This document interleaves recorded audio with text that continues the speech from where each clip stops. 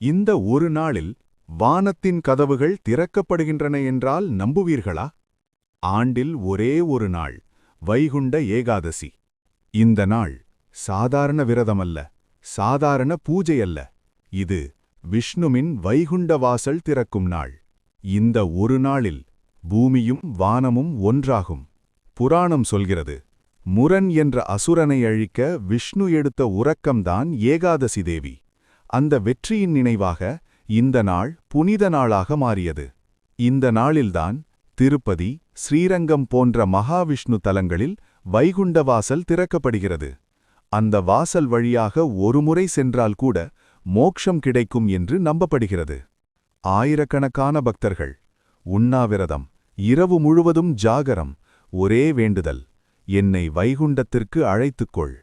இந்த நாள் உடலுக்கானதல்ல, ஆன்மாவுக்கானது. நினைவில் வைங்க, வைகுண்டம் வானத்தில் மட்டுமில்லை. இந்த நாளில் உங்கள் மனம் தூய்மையானால் அதுவே உண்மையான வைகுண்டம். இந்தியாவின் மறைந்த ஆன்மீக ரகசியங்களை உணர விரும்பினால் டிகேஎஸ் பாரத் சீக்ரெட்ஸை சப்ஸ்கிரைப் பண்ணுங்க.